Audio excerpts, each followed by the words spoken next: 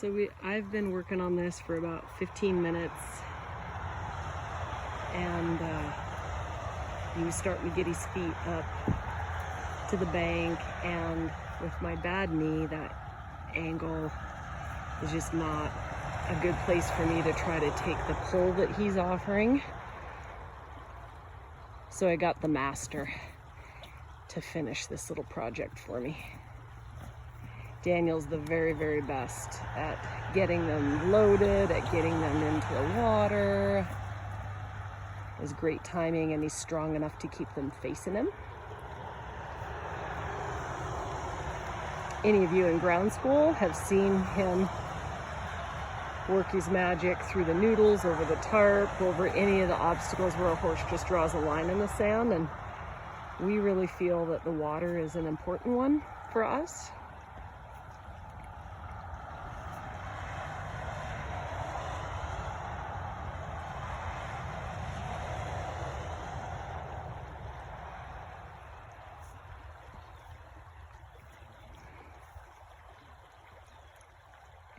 And he's using the fence as a guide so that it's a very specific place where that horse has to step to the water, and it's effective. It's dangerous if you don't have really good timing and are able to defend your space, because they can take you out. So, I mean, it's totally fine for Daniel and I to do that, but if you were doing this, you may want to turn it around and have him on the outside. It might take you a little longer, but at the end of the day, you'd probably be safer.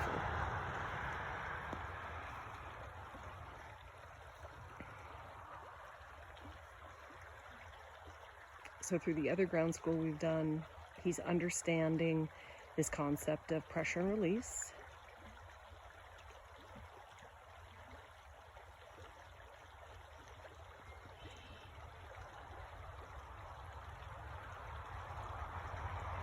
If you watch the video, I've been going over the bridge and over the ditch. You'll see that he had already figured this out as far as move forward when you're asked to move forward. You don't blow out through the shoulder.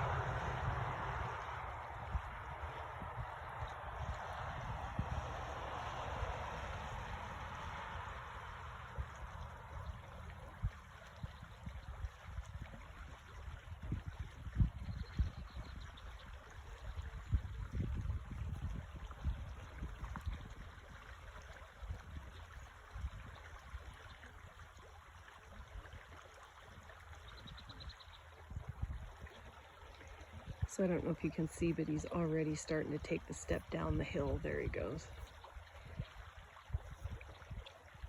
And that's also part of what makes getting in the creek difficult, is that they have to step down and then into the water. But if you're in a real water crossing out in the hills or something, that's usually how it is. There's usually a bank you have to step down.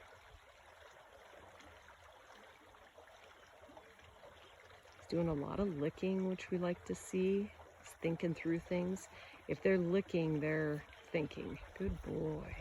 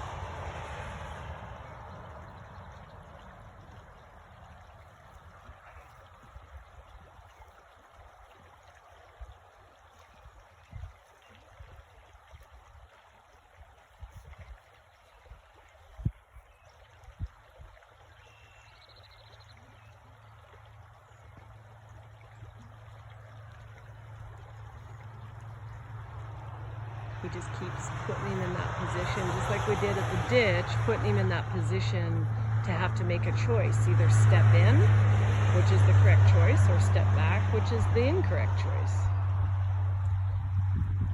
It's always about not forcing them to do what you want, but set up the question.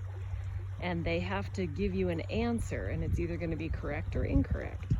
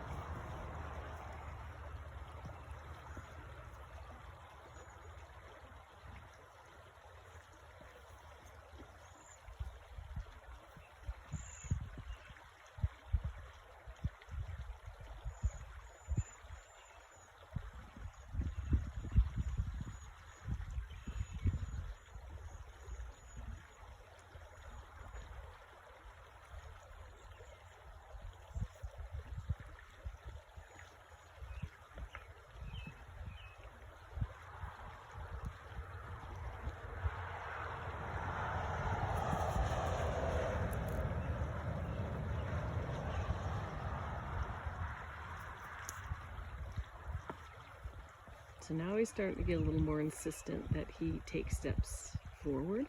So Chill's like, I don't know if I like this.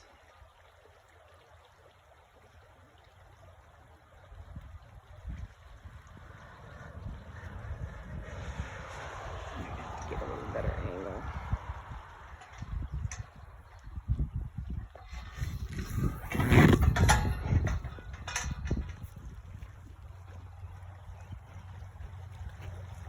Let you see a little more of the different angle.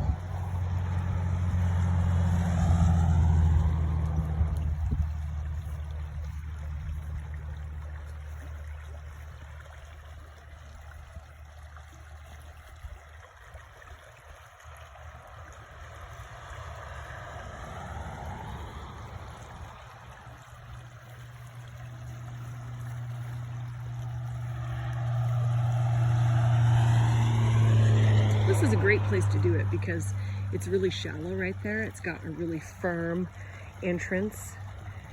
You know, they're not falling in the mud or anything like that. It's really a great, safe place to train this.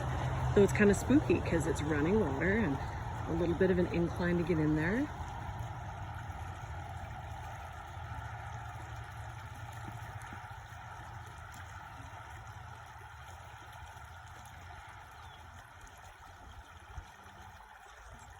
There we go. Let's take a smell.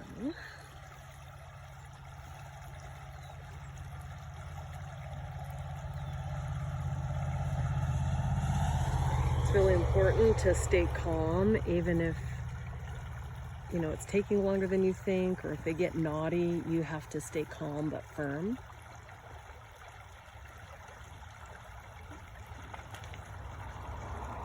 Good boy. You know, at the end of the day, they have to learn to go up to something completely unknown and jump in without question. You're not always going to get the opportunity to habituate them to something that they don't like. They have to learn to trust you as the leader. If we had to go and habituate a horse to every single thing that they're going to run into as a cross-country horse, as a trail horse, as a jumper, you can't do that. So what we believe is you build that trust through sending them, have it be a good experience and that they don't get injured, but that they have to go. No matter what, no matter how afraid they are, they have to go. And, that's how you build a safe, confident horse.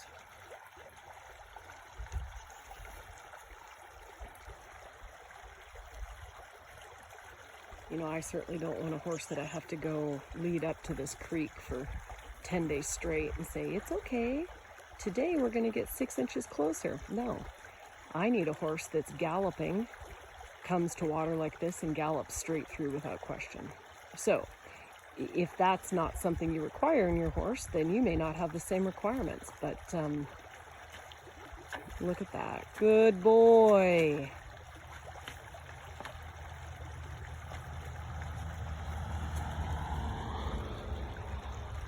Good boy.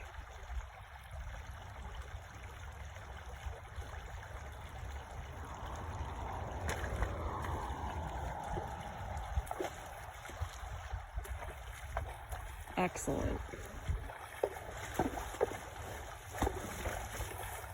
Wow, chill.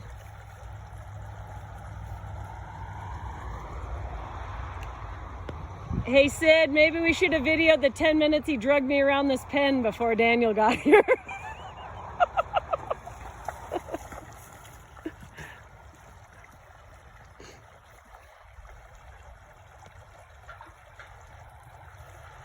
I should mention, the 10 minutes dragging around the pen had nothing to do with the water. The other 2-year-olds were racing around in the field and Chill didn't want to pay attention, so we had to work through that.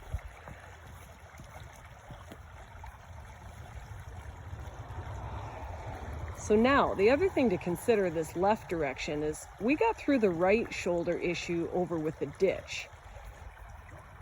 The left shoulder, he's still wanting to push through, so. And that's actually why I gave him to Daniel, because I was having a hard time holding him on that bank with the left going this direction. So it's important to me that we not fail with this horse. And selfishly, I have access to Daniel, so I'm gonna use him when I need him.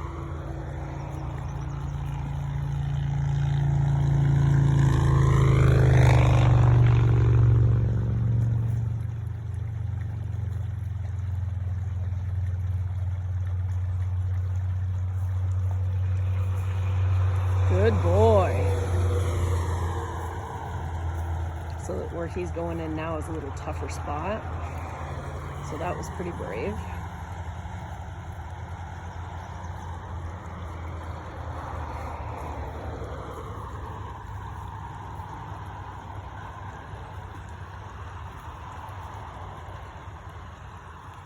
It's weird how some horses, when they get nervous, they'll want to do grazing behavior, and we can get into that on another day. In fact, I think Dr. Robert Miller has some good things. I got to look up where that article is, or if it's one of his books, but he talks about that behavior specifically, and I'll find it for you guys. But it's just a nervous prey animal thing. So I don't let them do it because it's prey animal behavior that we don't want to encourage. We want them to come out of that state of mind.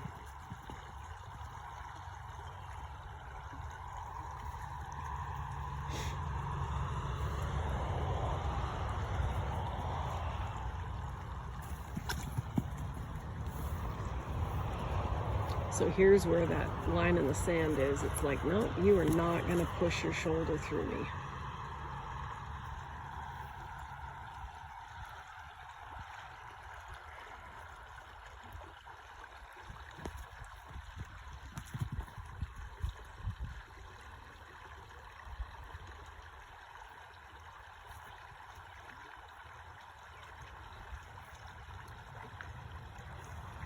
if you were struggling with this at home and you got that one direction, it would be okay to quit for that day and come back with yourself fresh the next day. That's okay. So it's for us, we're gonna make it happen on both sides, but don't feel like, I mean, if you're just thrashed and you get it, don't feel like you're failing to come back a different day, hopefully the very next day. Good. See, it had nothing to do with the water. It had to do with the control of that shoulder, just like over the ditch. So learning this on the ground, it's going to be a lot easier in the saddle to say, no, you're going to go straight where I tell you, not push out through the shoulder. Good boy. Fantastic. So here we've been just over 15 minutes for Daniel to get him in the water. And this is why we like this long rope here, right? Because you can really let him get in there and move around without being pulled in yourself or dropping them or, you know, getting in their face when you don't want to. That's really nice. Good boy. And again, I think it's important that they, thank you, Daniel, have a safe place to do this. You can ask them to, you know, get in a more complicated place later. And now he's going to pet him with a whip. It's not a weapon, it's a tool. It's an extension of your hand. So it's important that he finish with, what are we doing here? Flooding, okay? We are flooding, letting him know that right now we're not using this. This is just an extension of my arm. So there's the flooding is desensitization, and then sensitization. He's going to flood him, and then he's going to ask him to move away from the whip again, and then he's going to flood him again, so that the horse learns, hey, if I'm just rubbing you with it, I'm just rubbing you with it. But when I apply pressure with it, you need to move away from it.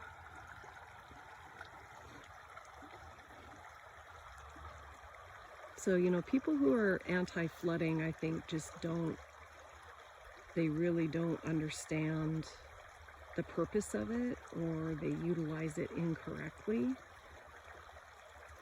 You know, I don't think that that horse looks like he has learned helplessness right now.